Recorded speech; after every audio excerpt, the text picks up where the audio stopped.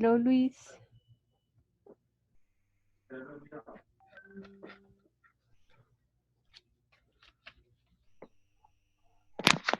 Good Hello. evening, teacher. Good evening, teacher. How are you doing? Good, good. Hello, Christian, Andres, Lina. Hi, good evening. How are you guys doing? Hi, Tired, Professor but Diana. good. How are you too?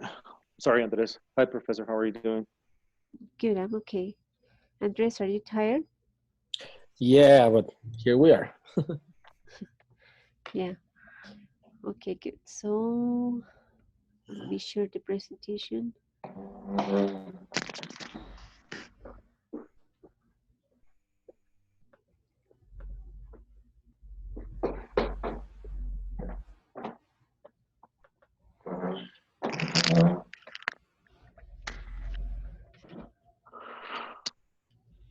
All right, so we will talk tonight about neuroeducation. And if you remember, that is connected to neuroscience, right? What do you guys remember about neuroscience and neuroeducation?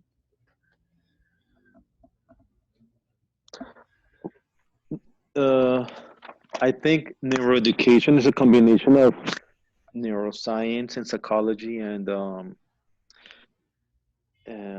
to improve teaching methods, maybe. Yeah. So Yeah, what right. what do you remember that neuroscience informs teachers about how people learn?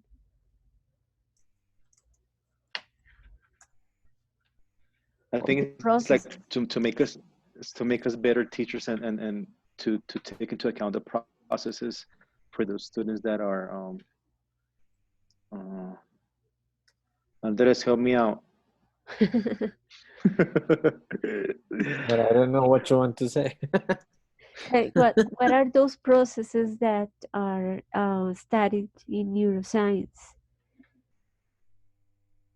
Well, basically, are the development of the brain, and also well, one, how the brain develops, two, how it learns, and as I can understand, in a certain way, how each part of the brain works, and and what function should they uh, well, should they develop or should they perform.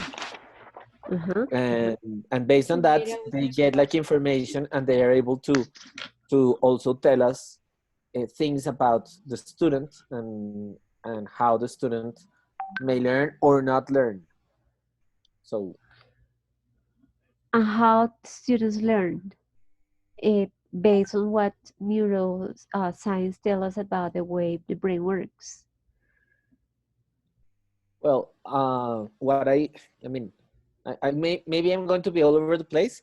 There are several things that it said that were quite interesting. One is that it said that, for example, in the first years of life, and even in some cases up to 7, or depending on the part of the brain or whatever, it says Stage. the brain is developing in a certain way, and then the uh, synthesis, syntax, well, whatever, the thingy that the neurons do, they are developing, and those are like those windows in which kids could in which synapses is the thing, are those windows in which students may learn better. So that's one thing that caught my attention. The other thing is that it says that definitely there's a relation between joy and happiness and feeling good and learning. So that I think is very important. And also it says that, of course, the environment of the kid and the medium in which they are is going to affect their learning, both in when they're growing up, and also as they get older. And of course, the other thing that it says is that something that is kind of obvious, but it is there, that as we grow up, our brain keeps being having that plasticity and keeps learning and keeps making connections, but at a lower rate and a lower amount of connections, which is part of the reason in which we, as we get older, is a little bit tougher to learn things, such as language, for example? Mm, yeah, we need to review that, what you said, the last thing that you mentioned. It is not that it is difficult for us to learn a language if we get older. Why? Why not? What does neuroscience tell us about how people learn?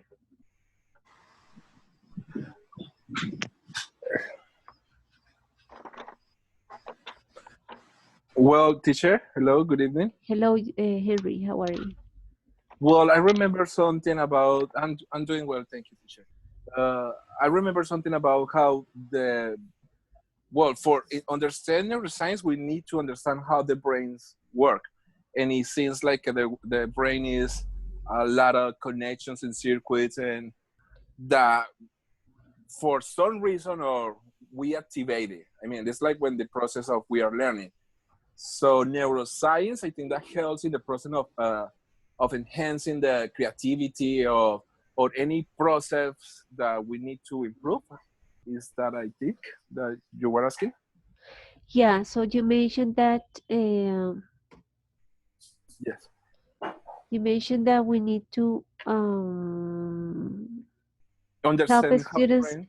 yeah, and Okay. help students learn. So what is the, here we have a question that tells us how the information gets into the brain. What is the first filter that we have? So it says, the question is, where in the Senses. brain arrives the information that we smell, hear? Okay, so you're talking about the right side of the brain and the other side where that it's something like that Is is the question there? is that a prefrontal cortex? No, it's No. called the limbic system, or um, the emotional system. So everything, the information that we gets, or the information that goes into the brain, needs to go first into that part. Okay, yeah. Mm? So if it's emotional, it needs to be very attractive. It needs to be something that the students, if it goes to that part of the brain, the student is going to classify it as something that is boring, or something that is interesting, something that he likes, Hmm. or something that he doesn't like. So we need to help the students move that information from the limbic system, or the emotional system, to the next part where it can be processed, right? So that's why uh, take into account that a first step is very important. So we need to do different things for the student to find the information interesting, attractive, fun, so it can move to the next part of the brain. All right. Mm, somebody somebody knows why it is not correct to say that people can't learn when they get older, according to neuroscience?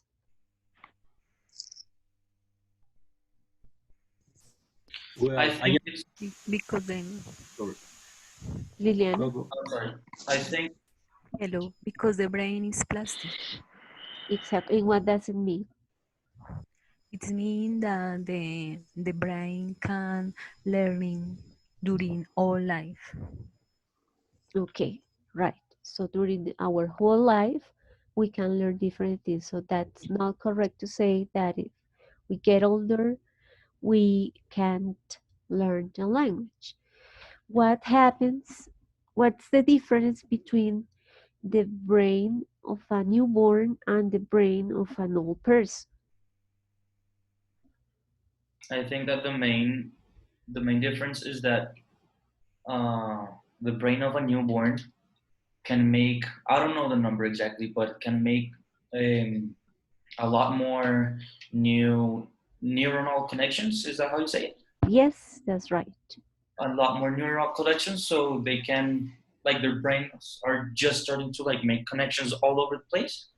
And as you start like growing older and older and older, the amount of connections that your brain does are each time less. That doesn't mean that you can't learn, because obviously, well, the brain and its plasticity allows for learning at any age, basically. But there are periodos críticos, critical periods, which are like moments where learning is very important for it to happen, because that's the precise moment where the brain is gonna take that information and make those neuronal connections that are gonna last pretty much forever. Exactly. So like we have like does anybody want to expand on that idea, those ideas? The reading speaks of windows, Uh-huh. windows that open, close. The windows are learning moments in the life. Exactly. And there are more when the person is a newborn or is older than 4. Sorry, younger than 4. So during our first 4 years, our brain works a lot, makes lots of connections. Everything is new for us, so it's everything is, let's say, interesting. We are getting lots of information from the whole world. So we make lots of connections uh, when we are children, when we are less than 4. Yeah, I'd like to say something. Yeah, Fernando. this, thank you. These plastic windows that the reading talks about, it says that they are like periods of time that are required for the information adjustment coming from the outside, from the social environment, and from the outside. So I think that's important to say that they are periods of time, and those periods of time are more important when the kid is from 1 to, I mean, to 2 years old, the first 2 years of age. Uh-huh. Yeah, Mm, during those first 2 years, there are the a lot first two of years. changes in our brains, right? Do you Mhm. remember that the reading mentioned what happens if a newborn is uh, is not allowed to see light and see colors? He won't recognize that in his brain, so he just won't get the knowledge of those phenomena.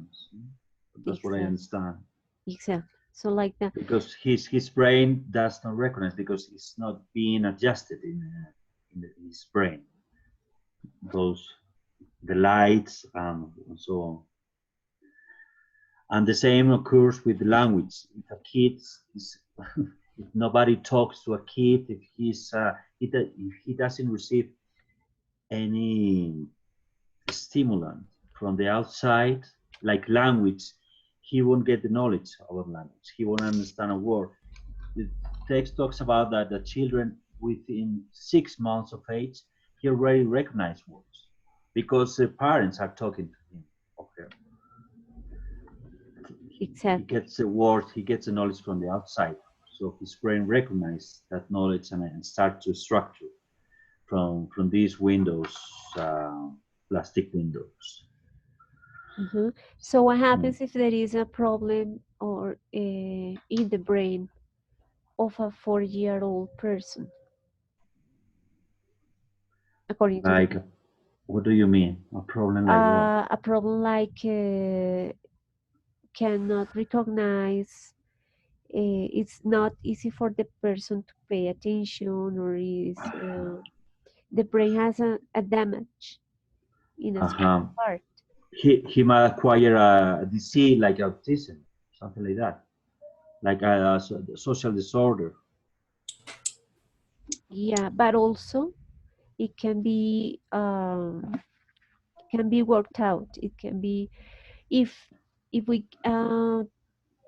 identify that a person that is 4 or less than 4 has a problem Mhm. regarding uh, attention, regarding violence, so we Mhm. can, or doctors can help that child Yeah, to recover from that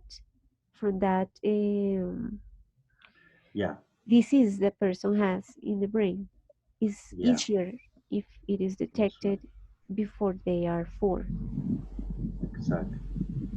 Yeah, Yeah, that's right. Teacher, Yes. can, okay, for example, All. the neuroeducation, it helps the teacher to looking for a help for the student that have this equation.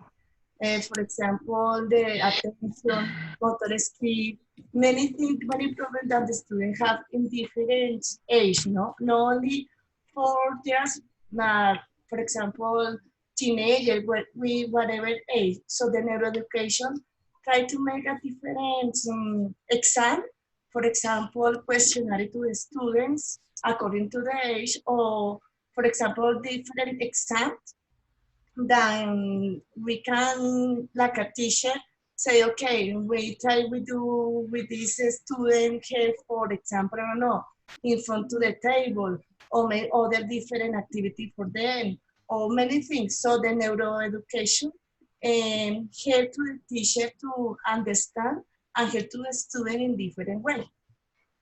Uh-huh. Right.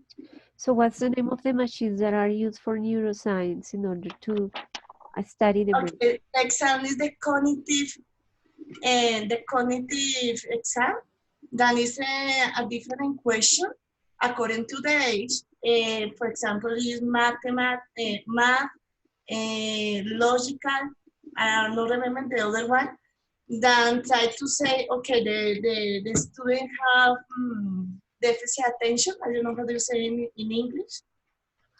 Uh, or for example, according to the exam, is my question to the students. This exam to the psychology, that is clinical or education psychology. This exam is according to the cognitive student, to help to the parents and also the teacher say what is the condition for the student. For Mm-hmm. example, my daughter have this, the cognitive, and with this exam, we know that my daughter have a attention problem, Disorder. Attention disorder. deficit, deficit attention, Attention yes, disorder. attention disorder for this exam. That is 4 days, 4 days, do the exam and make a different question according to logical, mathematics, some, for example, the Spanish. So so the neuroeducation help to the teacher and the parents to try to help to the students. Mm-hmm. And according to the symptoms, doctors decide if they need a more specialized test Mm-hmm. in those Yes. scanners and see if there is a damage in the brain. So like the And, symptoms will tell. and help to the school to bring a different help in the classroom, no? Because, for example, in my school is 36 or 37 students, so they have many students that have a problem, so the neuropsychology help to us to make a different, I don't know, activity to help to the student to, for example, deficit concentration, or for example, motor skill, or for example, the cognitive. So the neurology help to the teacher and also the parents. Mhm. Can you tell us about the exercises that your child has to do in order to work on her attention disorder? The care teacher, I'm sorry. The exercises that she were told to do in order to focus her attention. Okay, the activities, for example, in the school have a program that is inclusion. So the school have a different program, education program, to my girl.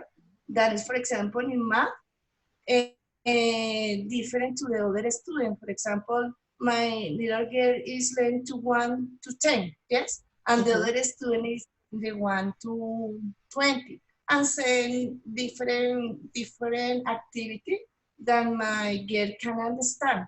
Or other activities, for example, she's sit down in front of the teacher, and the psychology tell us to make other activity, for example, karate, football, swimming, help to concentrate my kids this activity outside. Okay. Professor, I was gonna say something. Sorry. Yes. I have a lot of kids in my fourth grade class that suffer from this, let's say, attention disorder, and they're all play basketball. Some of them play volleyball, and they stay after school like 3 times per week. And this does like help them a lot when they suffer this kind of how do you call that? It's not a disease. It's like what? They well, those sports help those kids to improve because the brain shares some places in the brain are used for different activities. So for practicing sports and for focusing attention in different areas, we use the same part of the brain. So that's why if we develop a part of the Exactly. brain that has that function, but doing other activities, so that will help. That's the case that you just mentioned. And but when this, for example, I have a kid when he doesn't do sports like in a week in class, he's a disaster. He doesn't sit correctly. He doesn't do his homework. He's always standing around. Teacher gonna throw this in the trash, and he's a different kid. But when he does his sports during the week, he's pretty like concentrated in class. Yeah. It's weird. So Yeah, yeah, so each brain works differently. And yeah. why can we uh, find two similar brains? I mean, the way they are connected. I mean, so we all make connections, but our connections are different. For each one of us has different connections. Why? Well, I understand that we get different stimulation from the outside, Exactly. and and also we got the inheritance from our parents, different genes, right? So those, well, two things: the outside, what comes from the outside, the stimulation that we receive since we are born, and the genes that we got from our parents. Exactly. And the place where we were born, our culture. So we Exactly. get input from different, uh, let's say, as Sites. areas or people or different, yes, different types. So our brains uh, have each brain has a different connections depending on what calls our attention, which is not the same as everybody, and what we were told, which is not what everybody was taught at home, or the culture where we are immersed. So all that Exactly. makes that each one of us make different connections, even if we are raised in the same family. So you Exactly. notice that your brothers and sisters don't behave the same as you, although they Mhm. you were raised by the same parents. They had different experiences at school, or they have different friends, so their connections are different. But for example, Professor, since I have twins, now I can see that they're totally different. Uh-huh. The baby girl is totally different from my baby boy. She's more active. My boy is more calm. I'm getting to know them very well, but they're totally different. They're not the same. Being twins. Exactly, but the genes that they got, each one of them, might be different starting from that point. And then obviously they will get they will be raised by you, so you will teach them both the same values, so they will be similar in that sense. In that Yeah. sense. But then when Okay. they start getting friends, and they start their Yeah. relationships with many other people, so they will construct their nets in a different way. Also because they have also from since they were born, they had different styles. They like different things. They behave in a different way. Exactly. Exactly. So that what does it tell us about the way we need to teach? That's the big question. Exactly. The $1 million question. No, what it I actually think tells us is teacher that request. our teaching should enhance social connections, and should enhance in general connections, not just to the language but also to the world in general and to the environment. And that we should understand that the way that a kid is going to be able to learn is um, not only through what we say, but also through the environment that we create within the classroom. Meaning that um, we are going to have to look for different stimuli, and going to try to look to have them speak to each other, speak to us, interact with others, interact with their environment, open their minds. And in today's world and nowadays, um, even more, because they have access, or we have access to a lot of many different technology, and many different cultures, and many different things in the world that is going to help us do that. And that is going to help just because also our kids are all different. And because they are all different, if we just stick to one thing, probably there's going to be a kid that is going to get it. So I mean, having a class in front of you, talking for an hour and giving and writing things on the board, and the kid copying, maybe for 1 2 5 kids is going to be effective. But maybe there are other 10 kids in your classroom that for whom it's not going to be effective. And the other way around. We can't just do one type of activity. So no, we are going to, I don't know, to paint. Maybe there are kids for whom painting and doing handcrafts while learning is going to help them a lot. But maybe there are kids that are not going to be helped by those type of things, just because the way their brain works and the way that they've been brought up and the type of stimuli that they've received makes them maybe not feel so motivated, or maybe not learn that easily when doing so. Basically, what it tells us is that we have to, one, increase the social interaction, and two, try to bring as much stimuli as we can to the classroom. So we try to cover all the different type of kids that we may have. Of course, it's going to be impossible because each one is a world, but we are at least are going to be able uh, to cater to most of them, or to as much as we can.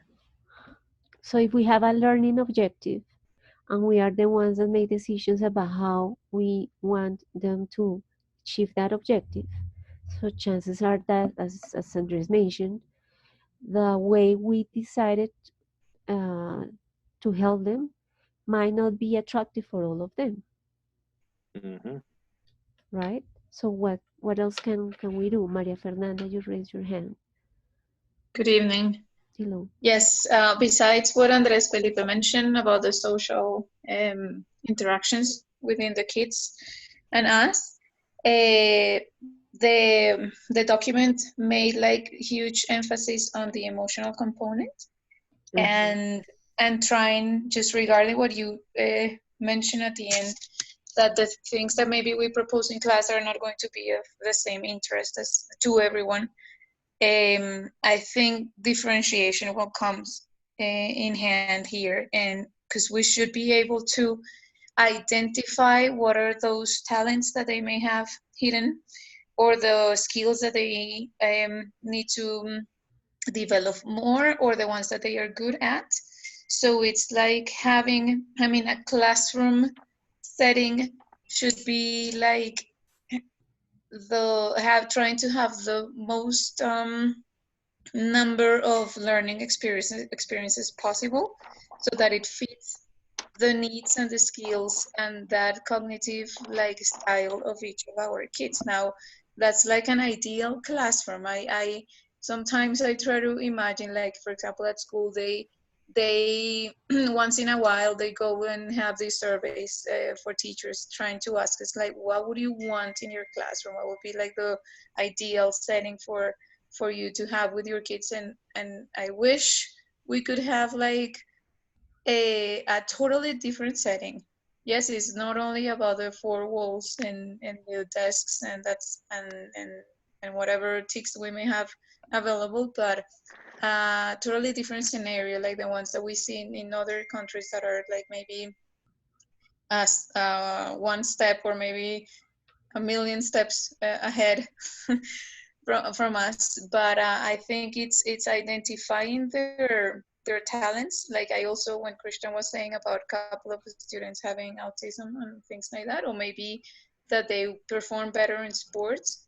I had a girl last year and she had autism. It was not that, um, I don't remember. It goes like, it doesn't go by levels or by degrees. I don't remember. But anyway, it was not that strong.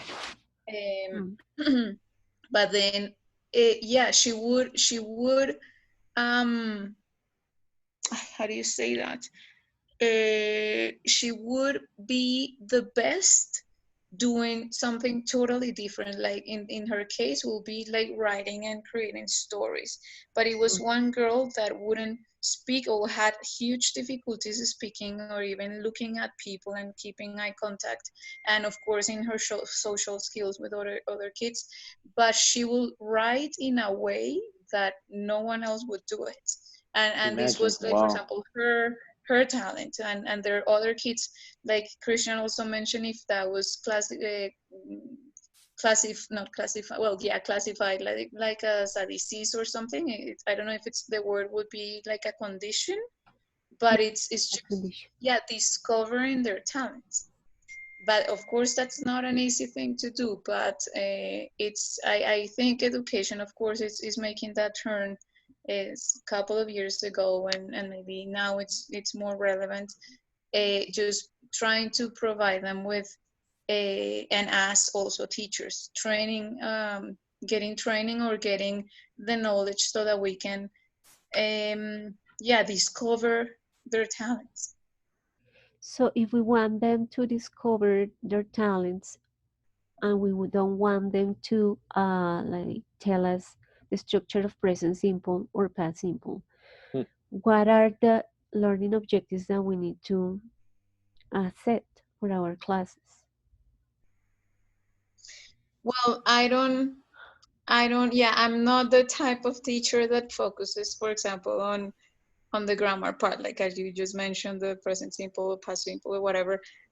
Maybe we had discussed this before, that we at school we go, or we follow and we develop and design units of inquiry that it's like a general theme, and we, of course, we try to design or set like the path for kids to go and get the or reach the comprehension that we want them to reach.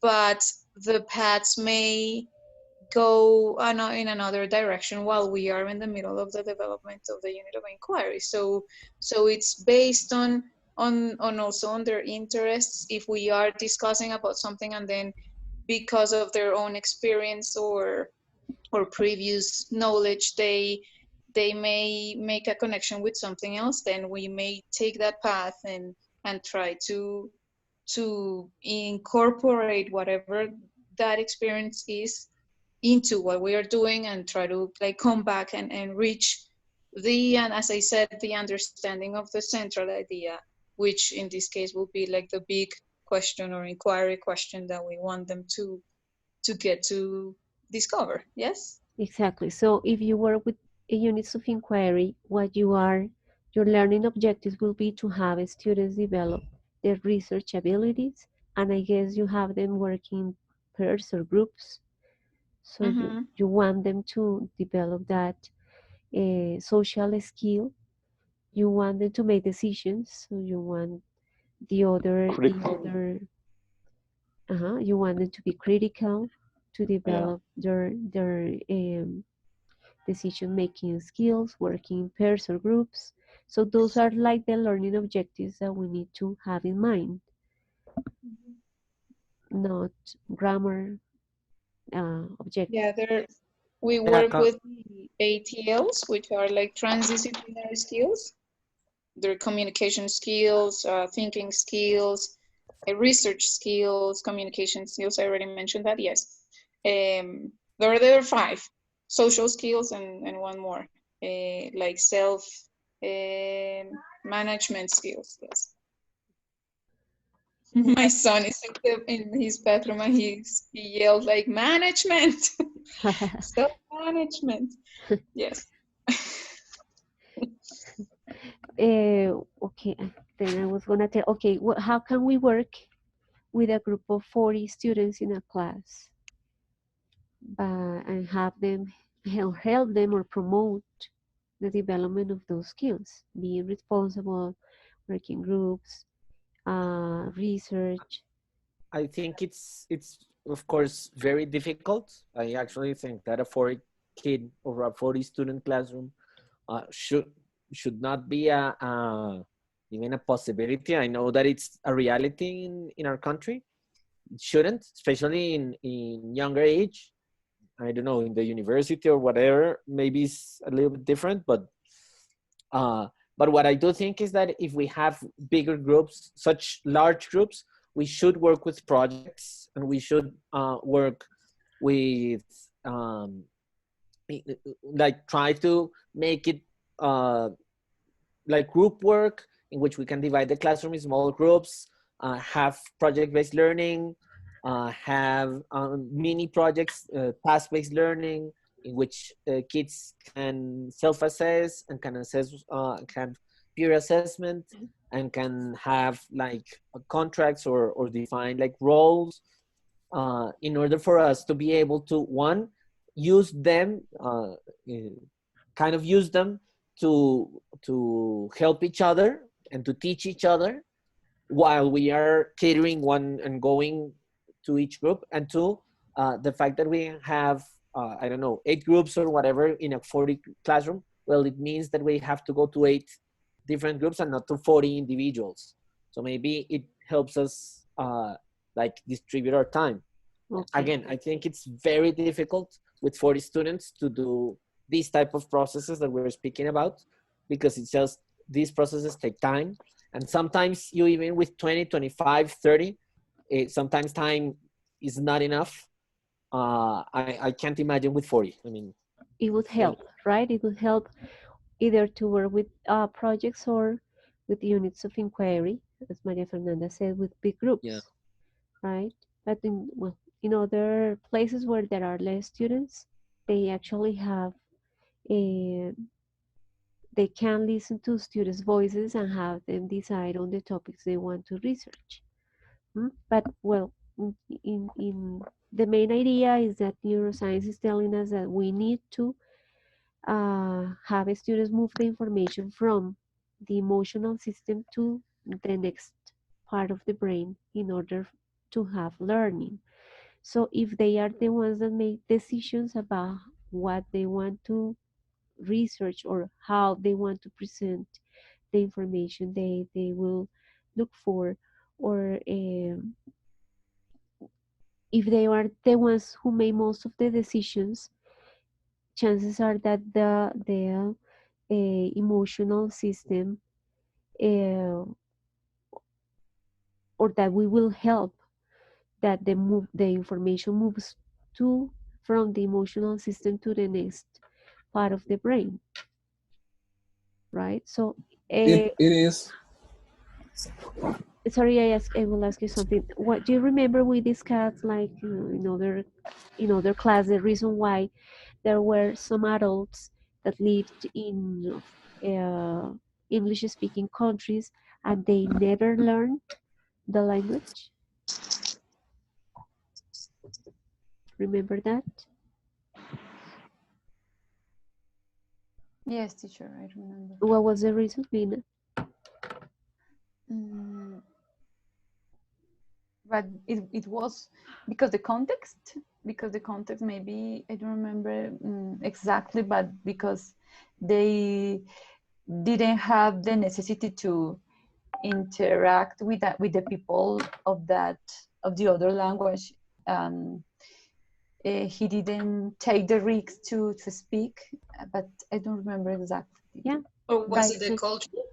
they made the decision not to learn. They did. Mm, They made that decision, and they are not. They can socialize without getting the or learning or knowing how to speak in English. Yes, but it's a decision that you make. If you want to learn something, yes. you do different things and you know how you can, for example, memorize information, or you know how you can organize information so that you learn. You are the one who makes the decision. So Teacher, yes, Lina. excuse me. This is the digamos the relation between emotion and the mental process that you need to have to take the decision is related to the emotion, because you Yes, find a sense, to do that. exactly. Something like that. You take the decision because you are motivated, because you feel something special about that. It's Uh-huh. uh, You make the decision, so the information moves from that limbic or emotional system to the next part, because you classify that as something that you are interested in or that you liked. So then it moves to the next part of the brain, which is here the cerebral cortex, and then it moves to other part that is called the hippocampus in order to be memorized.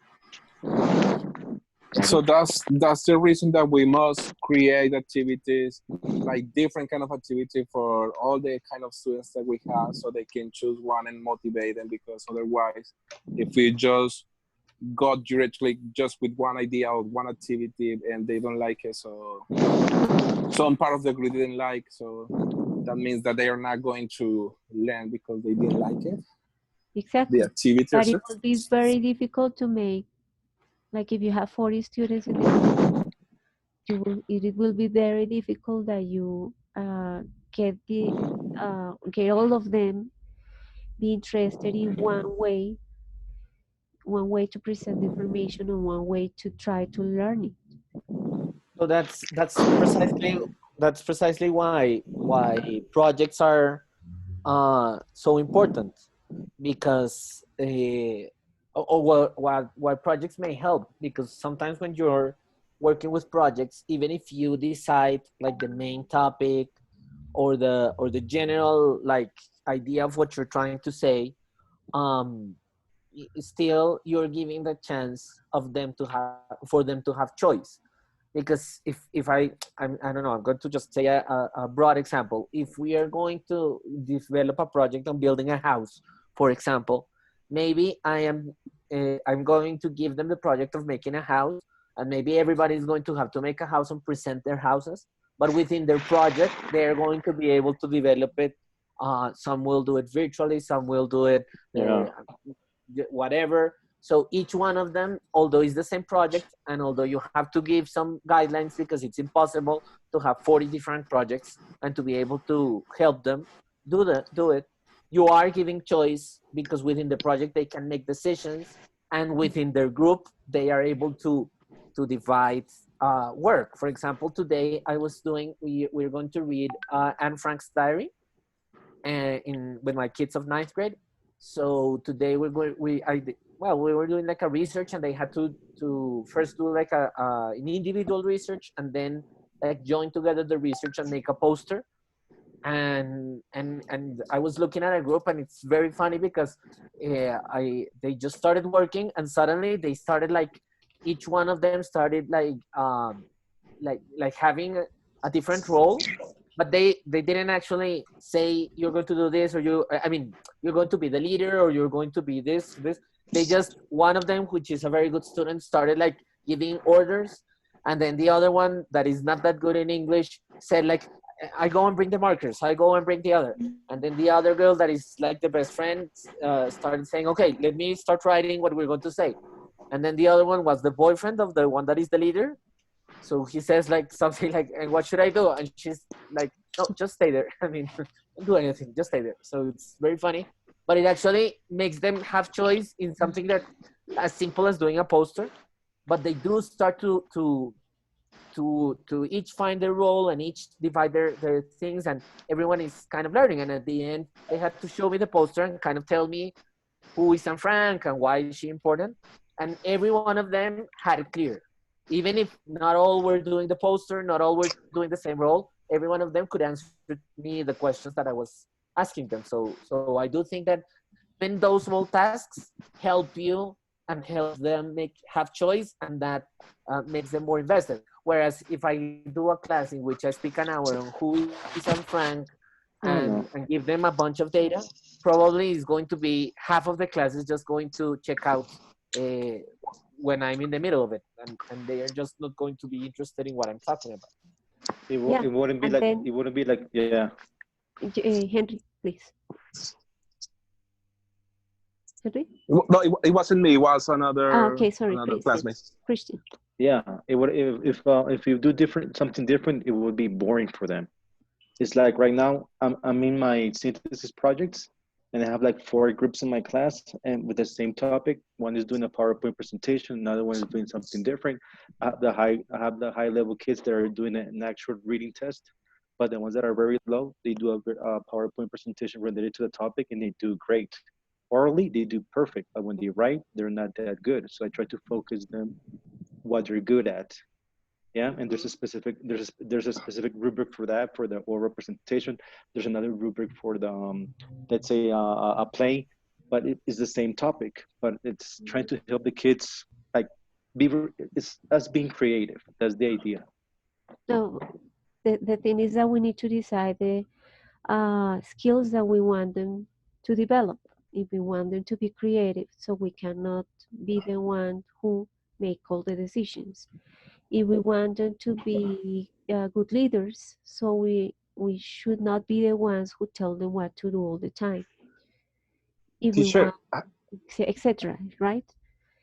If you want them to follow instructions, then you are the one who tells everything, and they follow But the. what I do, professor, is since I have very shy kids, they don't like to stand up and do a PowerPoint presentation or talk for 3 or 5 minutes. So I try to get those kids and do like something different. See what I'm saying? So it's and they feel very good in class. So it's like it's us being creative and motivating our kids. That's it. Okay. Difficult. Yeah, and I'm not saying that all the classes should be the same and we are never going to talk about grammar or we are never going to give you an explanation. It doesn't happen. But our classes cannot be the same all the time. Like not focus all the time in having the students try to speak and be creative, or have all the classes be focused on grammar. Oh yeah, that's Cannot be boring. that way. Somebody Yeah. else wanted to say something. And Me, teacher. Lina. Lina.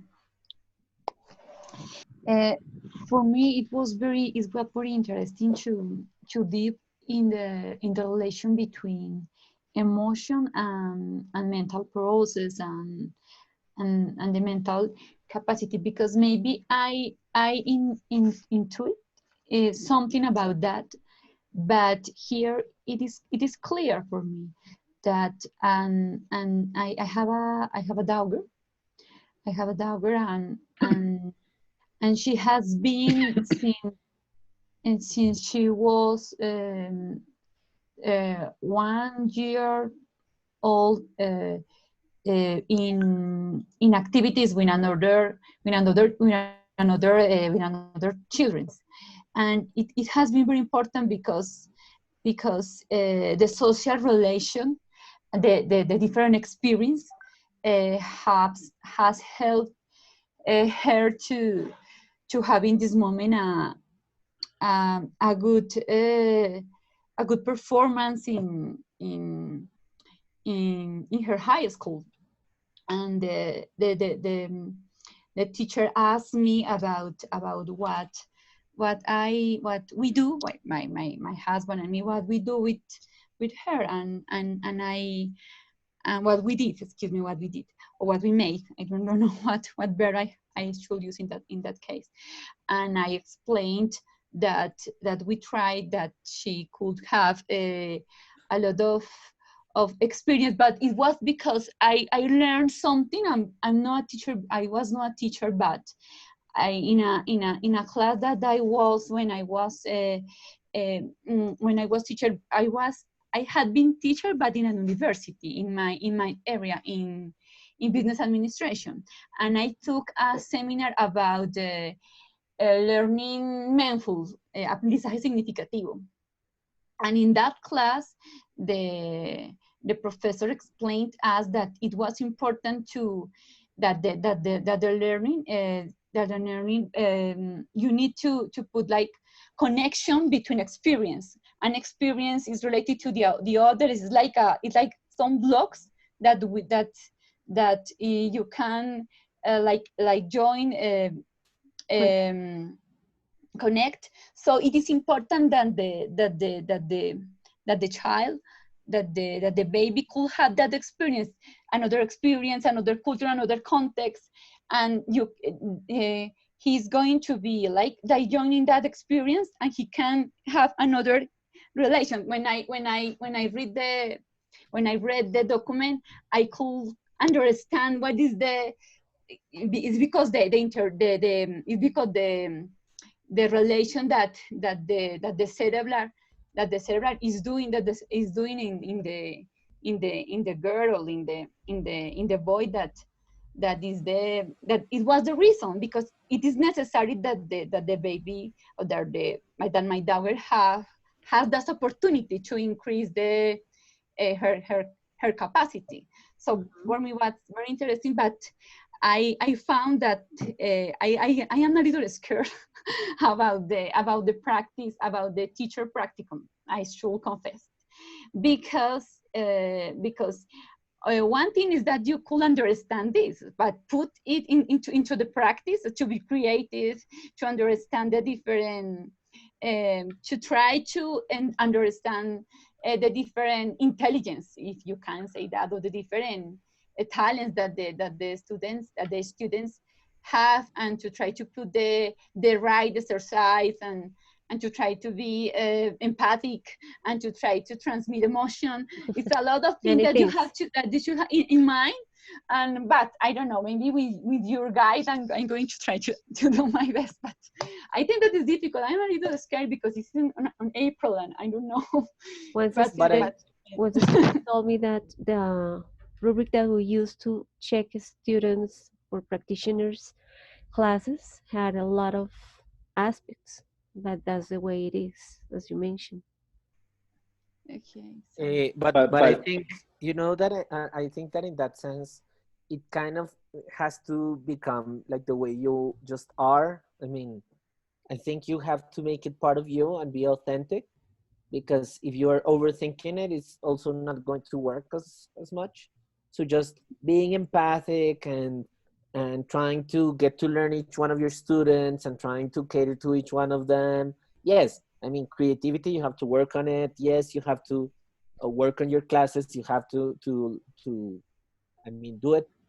But kind of that relationship that you build with students, and that way of getting to know them, it ends up being also the way you are, and if it becomes part of you and part of the way you are, it's easier. Because of course, if you just each time that you're going to give a class, you have to be thinking I have to be empathic today, and I have to know each student, and I have to, that's going to make it impossible. So it just I mean, you just have to just do it, and try to be authentic with the kids, and try to, and I do think that you in certain ways try to have to love them, and have to start really caring for them. And when you do that, those things are easier. I mean, when you actually care about the students, it's easier to think about what they like. It's easier to speak to them. It's easier to to have a relationship with them. If you just see it as a work, and just as a checklist of a bunch of things that you have to do, yeah, I think it's going to be very tough. I think that makes it very tough. Thank you, Andre. Yes, it's authentic. It should be. Thank you. Thank you. Thank you. Thanks, Andres. Somebody else wants to add something about these ideas that we have discussed so far? Yes, teacher. Yeah. Well, now talking about all these things that my classmate and I and you, of course, have been telling, there is one methodology called it STEAM. I don't know if you had heard about it, STEAM. And I think that it integrates all these things that we are talking about because it integrates science, engineering, also art and mathematics. So it's a methodology that is based in just like in problems. So you can apply it in groups because it must be applied with groups. You cannot do it by individual to use this methodology. So you can use the same activity, but the thing is that all the groups are going to create something different because you don't tell them what they have to do. You just give them like instructions and also give them like the problem. So they need to figure it out what they're gonna do using some materials. For example, some Lego. Well, we use in Sena the Lego. How can I say it? The Lego brick? I don't know. Serious?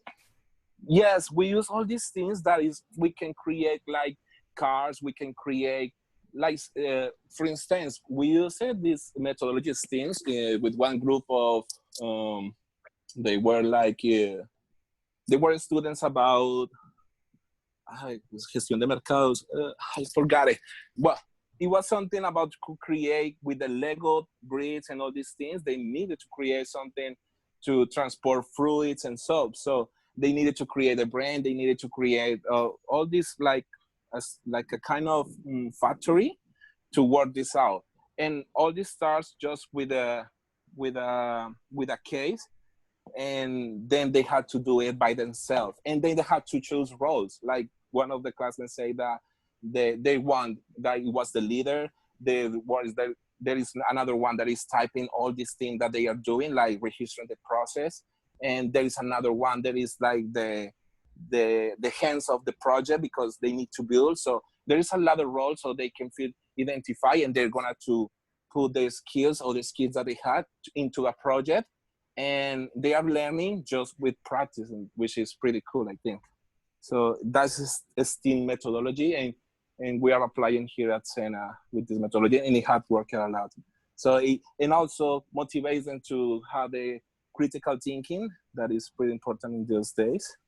So that was something that I was thinking about, all these ideas that we are sharing right now. Thank you, Henry. Felipe? Teacher, no, I only wanted to share that there are it's amazing the brain that we have in our body, because there are large territories and very different areas of association where mental processes such abstract and symbolic thoughts or feelings are elaborated. And when I start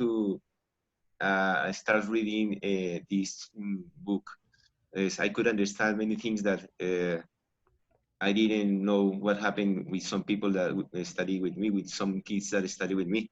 But I can see is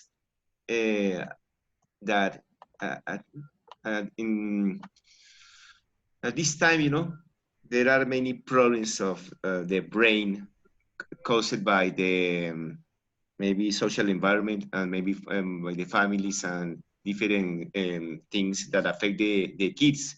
Because before we didn't see those kind of problems. Those kind of like autism or different behavioral um, uh, behaviors of the children. Because everything comes through our senses. So sensory areas as the cerebral cortex is like a filter that can receive all the sensations, perception, and those areas,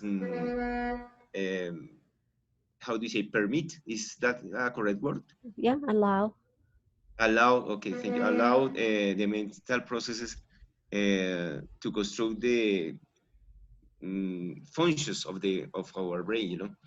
So it was very interesting to hear my partners that they have been understanding as me a little bit the processes that we have in our brain, you know. So it's all I wanted to share with you. Okay, you mentioned something that is the consequences of different input people get from the environment. So here we got from the reading an example about newborns that were exposed to tobacco when they were in the womb, so they can get problems regarding attention or sensorial stimuli. Mm, and, Teacher, there and is one thing that I want to mention. Is a short thing that I have in Spanish, but I try to translate that talking about a plastic window, a special plastic language that is that of the language. You know, it seems like something that uh, is very important is that is required to learn in a period of the time that you have to hear voices, you have to hear people talking, you have to hear somebody speaking. But if you don't do that before the 7 or 8 years, the person will not be able to do that after that. It caused me, it caught my attention. You know what I mean? yeah, so that's why there are some students who have a delay when they speak, when they started to speak regarding the use of the language, because as somebody else mentioned before, they were not given the opportunity to listen to the language as much as they should when they were children before they were 7. Mm? But there are different ways to work with those kids. It requires a lot of effort, Yeah, lots of time. exercises, but they can overcome that problem. I was going to say something, Professor. In our Christian. school, in my school where I work at, we have a little program that is called 5 Minutes of Affection, and we get those kids that are like with those kind of problems, difficulties, and we talk to them for 5 minutes in the break, or we lunch with them, and we get to know these like situations, like family, regarding family, and they tell us, no, teacher, have this at home, da, da, da, and then we understand why that kid is like that in class. Uh-huh. And then when we tell parents to come, and then we talk to them, and then we can identify why the kid is like that, why he's behaving like that. So it's like it says there, it's family, even, but for me it's family. Yeah, family plays a very important part. We know that. Yeah, and it's wow, yeah. So that's why we come here. That's us being teachers. We have to be there and help. It's not easy, but we have to be there for them 100%. That's like my point of view. I don't know. After you know all this information, you get to understand why you have some students, as you mentioned, that behave in a certain way, or they cannot learn the same at the same pace that the others, As because the others, yeah, the uh, all the input they got when they were little kids was yeah. not enough. But it's pretty weird because when you talk to parents, they're the same. They're the same as like the kid. Yeah, it could be a pattern that could be repeated. Exactly. Yeah. Exactly. I would like to ask George, for example, George and John and Stefania, because you are parents, about the different ways that children learn. So that the reading mentions 3 of them, and one is imitation. What else do you remember about that?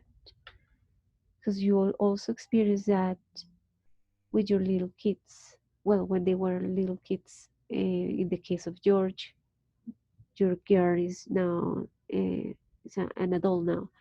But Stefania, you have a child, and John, you also have 2 children. So, what's the way they learn when they are Uh, babies? Sorry. Yes, teacher. Hello, everybody. I remember, pues, by my experience as mother, how my kids will start to learn for imitation. And what are the And advantages of that? the advantage is see, we make stimulation. They will learn very in the early years in the life. They will we learn very how can I explain very they will be more open for in the future. Will be more successful because the brains start to. I remember when I watch it in the brain. This is early years. It start to get name maps. These map are for in the future for the future. Establish some things for the future. For example, the vision, sense, hear, for speak. This I remember.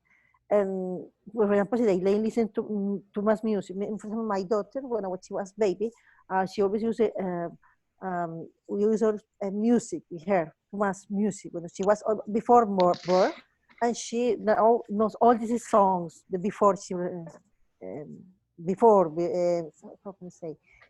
This is songs that we use in this time. She now repeats.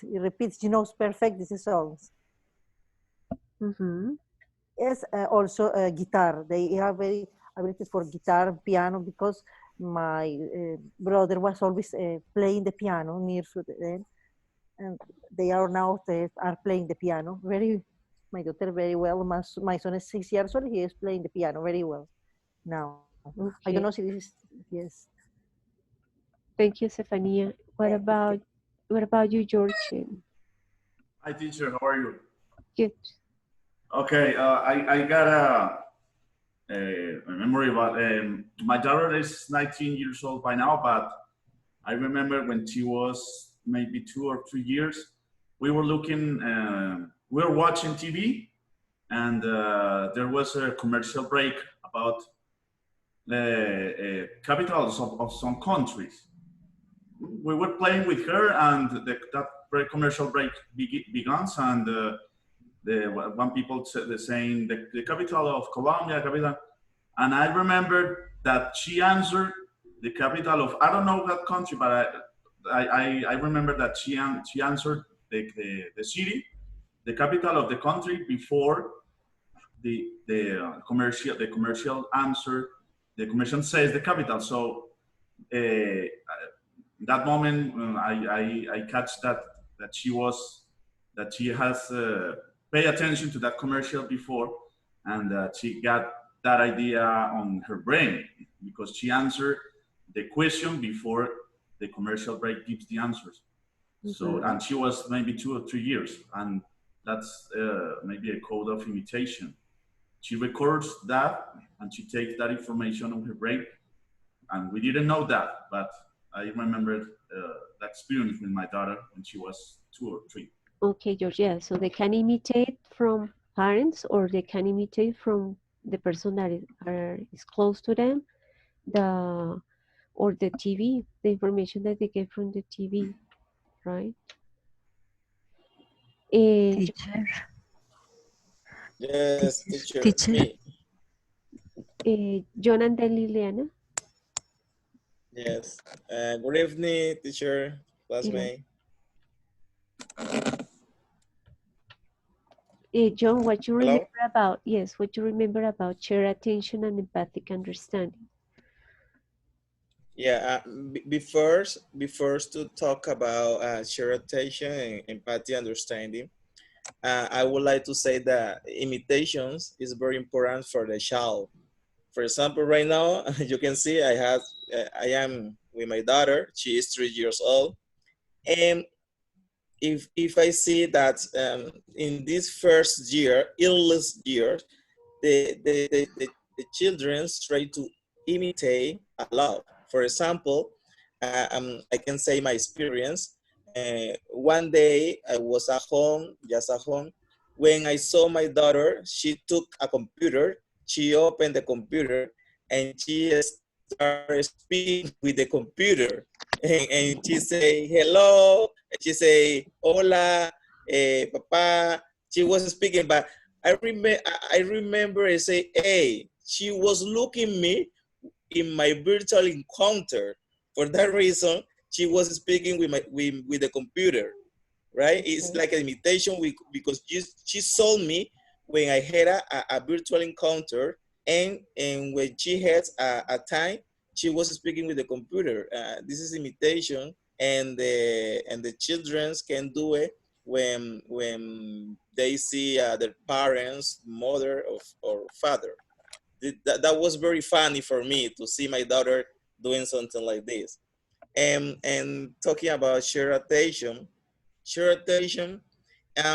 sometimes is very difficult because they are very young, they are in earless years, and for that reason they are nowadays they want to do many things at the same time, right? Of course, but right now, she, for example, she was another bedrooms. When she was listening to me, she arrived and she was close to me. And right now he's sitting down over me.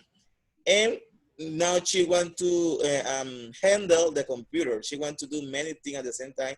But the call attention for the children is very important because you can transmit the knowledge you want to teach for your daughter, for your son, for your son. That's true, but shared attention is also connected with the idea that what you watched is what the child watches, and you are communicating with the child in that way. So you are teaching them that you're pointing at something, and that child is going to learn something, is going to learn that you will teach him or her that to notice the same thing that as the one that you are noticing. So that's yes, score. okay. And what about empathic understanding? Okay, empathy, understanding. Okay, now she's right now is right now in you say me silent. Okay, she right now is in not kindergarten, before kindergarten. What's the name before kindergarten? It says here is like Nursery. a what? Nursery. Okay, nursery, because she is, and this week she is going to turn 3 years old. And she's at the state that she's learning and she recognizing some object. For example, recognizing object. This is aspect is very important. This is the process of learning that she have the capability to understand and recognize some objects that the parents of the teacher are teaching her. And emotions. That's yeah, and emotion. Yes, of course, emotion. For example, they can express when they feeling something, or when she's feeling that she want to reach something that the parent don't want to give her. Maybe she cry. Maybe she shows some emotions to transmit. What does she want to do? okay. Thank you, John. Liliana. Teacher, is about the imitation. I remember that the reading said that only 42 minutes after the birth, the baby can march gestures with the other person. It's amazing. The capacity of imitation is an automatic process to baby, and it's a learning way for he. Is the most important one, yeah. Yes, only 42 minutes after the birth. It's amazing. Right. Maria Fernanda. Thank you, Liliana.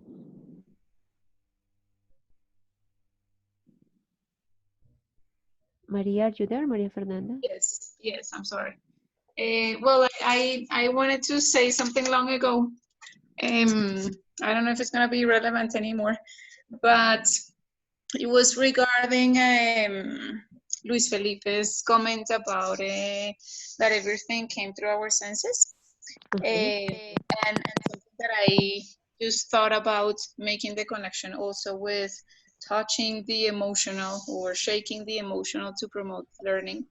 I don't know if you're familiar with Project Zero. They began this research to also find out what was like the best way for people to learn and mainly kids. And they make this connection through arts, which is a all the learning having it being, I mean, basing all the learning in arts. So you can start any type of learning with a type of art, whether it's a painting or a drawing or a piece of music or a dance or a short play or something for kids to make that connection, touch their senses, or maybe feel curious about what they're being exposed to, and just touching that sensitive part of them to start the learning of whatever we want to work with them. Yes, I don't know Yeah, if it's clear. yeah, it is, and that's very important during the first years of life. Mhm. Good. That was Luis, it. thank you, Maria. Luis? Luis Felipe? Yes, Luis Felipe. Okay, he's there. I thought that is the other one. Okay, because you asked the last uh, part that is talking about empathic understanding. That is refers to the ability to feel emotions and feelings. As it says, the reading says that as one essential social skill to promote the maturing process of the brain. So, and those experiences they show to the deep brain codes that have been inherited and also reflect to those conducts that are modulated by the cultural environment and training and perception of the behaviors of others. So we have to follow the behaviors of others to make show empathic understanding. Okay, thank you, Luis. Is there anything from the reading that you want that it was not clear? You have any question?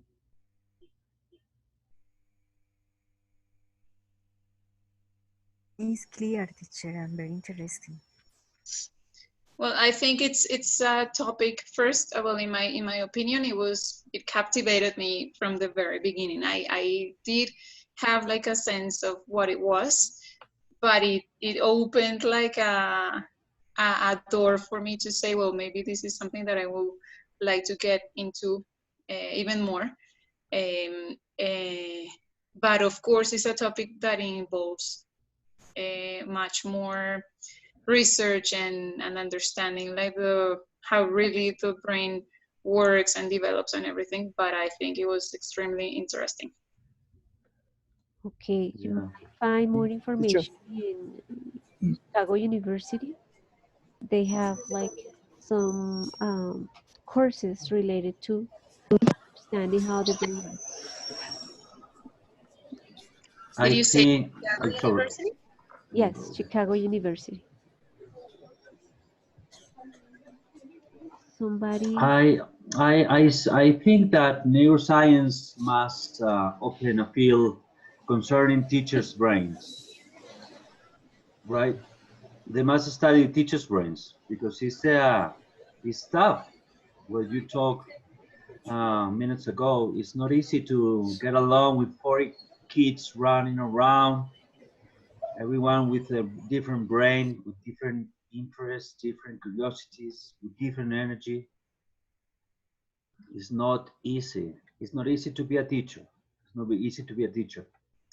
It's not just the empathy you have. It's not just the knowledge you have as a teacher, the experience, but the patience, the energy, the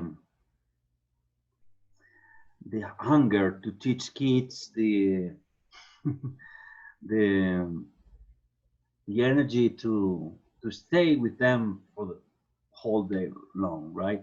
And be a good teacher, get along with them, look for their emotion, understand them, play with them, because we teachers, we must play with the kids. They learn playing. I'm talking about young kids, right? But Not teenagers. it's right because games are interesting and motivating, and most people Exactly. like it. So when we use them in Exactly. class, they have a positive reaction because most Yeah, people like and it. before that, make them understand why English is important, why they must feel interested about it. I mean, it's not just a class. We're gonna have fun talking in English, discovering a new world, wherever. Like open them their minds, use their plastic windows if they're still open. Of course they are, and have fun. Have fun with them. Get empathy with them. But it's not easy. That's what I wanted to say. It's Yeah, not it is easy. not easy. So neuroscience must study teachers' brains. It would be fun. We Okay, uh, thanks. remember that what happens in children's brain is that they have more connections during the first 4 years, but it doesn't mean that we cannot continue making connections through the whole life if we find something interesting for learning. So we will continue uh, changing the nets in our brains based on that, That's based on what we that's like. right. And also, I think it's important for a teacher to find out why you like teaching, why you like English, why you like teaching, so you can express that in front of your class Yeah. and get along with that. Okay. Okay, Fernando, thank Sure. you. George. Yes, I would like to ask you something for how these concepts can be adapted when you teach adults. For example, I had an experience that to teach single moms that she can read. She were about 40, 41 years old, and I had to taught them to read and to write. And what's a very difficult task because of course all changes. Yeah, these concepts can be adapted to teach to adults or not. Yes, and there are more research about what's going on in adults' brains when adults have difficulties with reading. So it would be a matter of reading more about that. And I guess it would be about teaching reading as if they were children. So going little by little to help them uh, understand or change what they read to concepts that they get to understand. So if a person has difficulties reading, an adult, we couldn't use a very difficult text to work on reading comprehension. We need to find out something easier. So we work with that person little by little to help him or her develop that skill. But yes, we can adapt it. We can adapt those concepts to teaching adults that have problems when reading, for example, or writing. And there are a lot of more information that you could read about that to understand what goes on in adults' brains. Okay, teacher, thank you. All right. Questions, Okay, teacher, comments? thank you. A short comment, teacher. Yes, please. It's really known that to, to study neuroscience, neuroeducation, neuropsychology, of course, we have to study for having a magister, because it's a deep subject that we cannot learn in a class or two classes. But it was very important that we learn a little bit about that topic thank you very much for sharing with us that kind of classes, because we open our eyes and maybe we can follow and we can go to different courses. I was before in a course of neuropsychology in a hotel with a classmate here, and I remember some of the anatomic parts of the body on the brain and physiology. So we have to study a lot of this topic if we want to know really how the brain work to develop all the skills of the human being.